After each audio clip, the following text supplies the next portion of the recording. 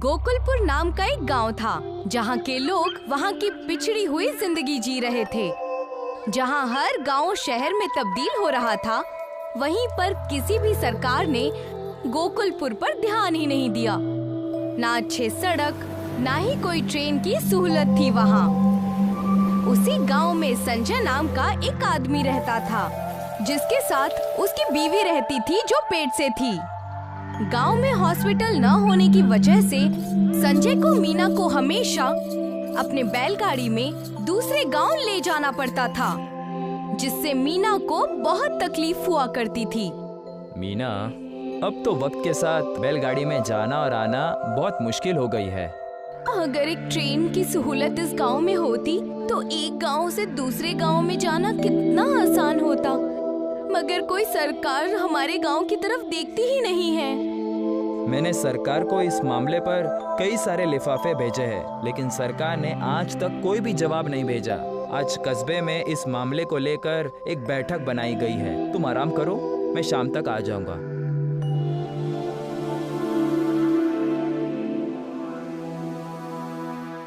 ना सरकार ढंग का रास्ता बना रही है, ना ही ट्रेन की कोई सुविधा दे रही है। इतने सारे लिफाफे सरकार को भेजने के बाद भी एक भी जवाब वहां से नहीं आया। उन्हीं गांव वालों के बीच रमेश नाम का एक आदमी बैठा था, जो कि गांव का मुखिया बनना चाहता था। अरे कोई बात नहीं मुखिया जी, हम एक कस्बे से दूसरे कस्बे पहलों से भी तो जा सकते हैं। हमें ट्रेन के रास्ते की कोई जरूरत नहीं है। नहीं, ऐसा नहीं है मुखिया जी। मेरी बीवी मीना गर्भवती है और अस्पताल दूसरे कस्बे में है, और वहां जाने के लिए पहाड़ों वाले रास्ते से जाना पड़ता है, और उसमें बहुत खतरा है, और साथ ही साथ दिक्कतों का भी सामना करना पड़ता है। तुम्हारी बैलगाड़ी ही खराब होगी, इसीलिए तुम्हें इतनी दिक्कत हो रही होगी। नहीं रमेश, संजय ठीक कह रहा है। कस्बे के लोगों को पहाड़ के रास्ते से जाने में तकलीफ तो होती है। ये सुनकर कि मुखिया संजय का साथ दे रहा है, रमेश आग बबूला हो गया। फिर संजय साहब, अब ये भी बता दीजिए कि इस मसले से हम निकले कैसे? हम सारे कस्बे वासियों को मिलकर सरकार को लिफाफा लिखना चाहिए, फिर उन्हें हमारे खत का जवाब देना ही पड़ेगा। भेजते रहो खत। इतने खत हम पहले ही भेज चुके हैं, उनका कोई जवाब आया नहीं। मुझे तो लगता है कि सरकार हमारे खतों को रद्दी में बेचकर बहुत सारे पैसा कमा रही है। बात तो ये भी है संजय कि इतने खत हम पहले ही लिख चुके हैं, उनका भी अब तक कोई जवाब नहीं आया। ये सुनकर संजय मायूस हो गया। थोड़ी ही देर में सब अपने अपने घर चले गए। संजय जब अपने घर पहुंचा, तभी उसकी बीवी ने कहा, सुनिए जी, मेरी दवाइयाँ खत्म हो गई हैं। मुझे और दवाइयों की जरूरत है, लेकिन इस गांव में कहीं भी ये दवाइयाँ नहीं मिलती। तुम आराम करो मीना, मैं अभी अपनी बैलगाड़ी से दूसरे कस्बे जाकर दवाइयाँ लेकर आता हूँ। संजय अपनी बैलगाड़ी में बैठता है और तुरंत दूसरे गांव के लिए रवाना हो जाता है। कुछ वक्त बाद उसे एक बुजुर्ग आदमी मिलता है, जिसके हाथ में पाइप से बनी हुई एक छड़ी होती है। वो बुजुर्ग आदमी पहाड़ों के रास्ते से दूसरे गांव जा रहा होता है। संजय उसे देखकर कहता है, चाचा जी, आप कहाँ जा रहे हैं?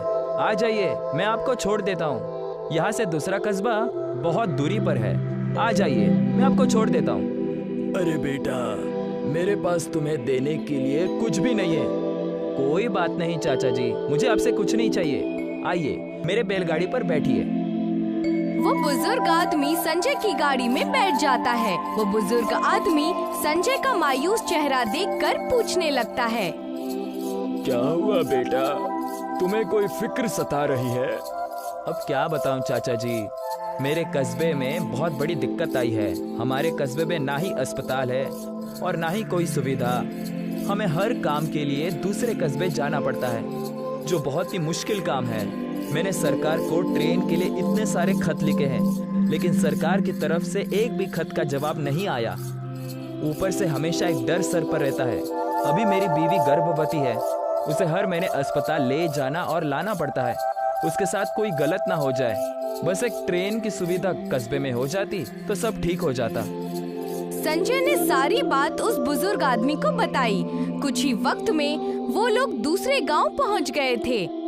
वहां पहुंचकर बुजुर्ग आदमी ने कहा, बेटा, मेरे पास तुम्हें देने के लिए तो कुछ नहीं है, पर ये तुम मेरी पाइप की छड़ी रख लो। ये कोई ऐसी वैसी पाइप नहीं है। ये पाइप मुझे एक संत ने मेरी ईमानदारी को देखकर दिया था। इस पाइप को तुम जमीन पर गाड़ दो।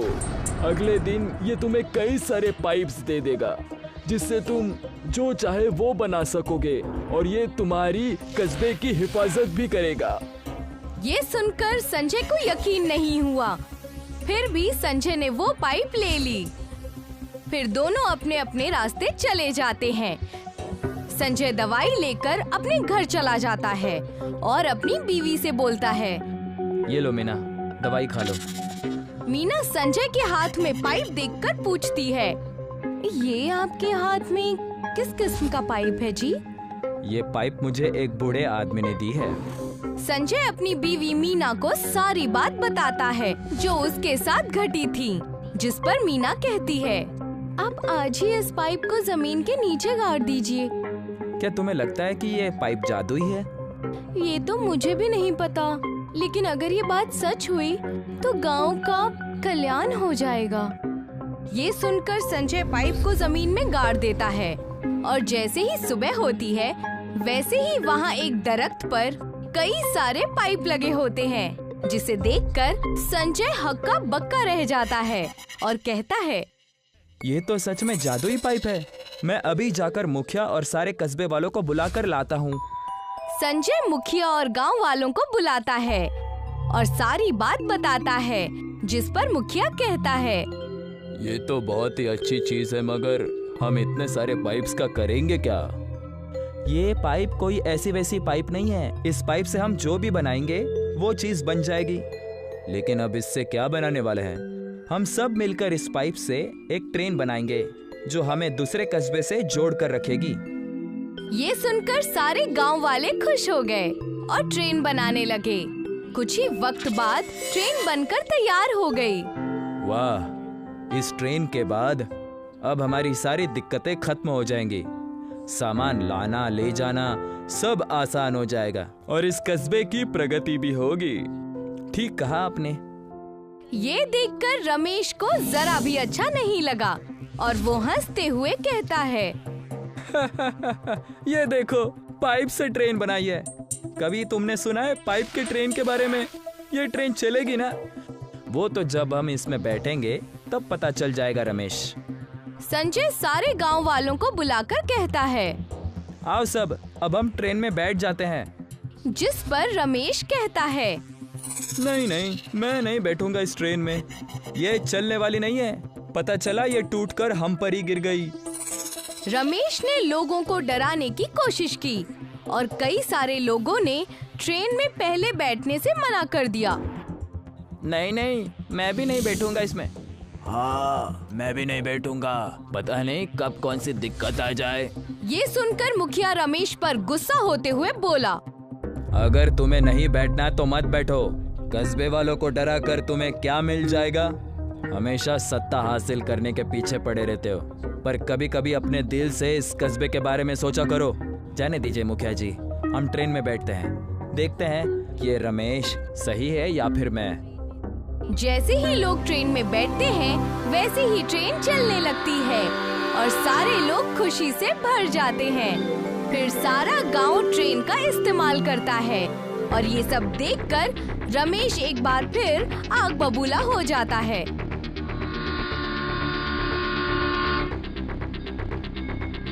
ये ट्रेन जब से आई है तब से सभी कस्बे वाले इस मुखिया और संजय के तारीफों की पुल बांध रहे हैं। ऐसा ही चलता रहा तो मैं कभी भी इस कस्बे का सरपंच नहीं बन पाऊंगा।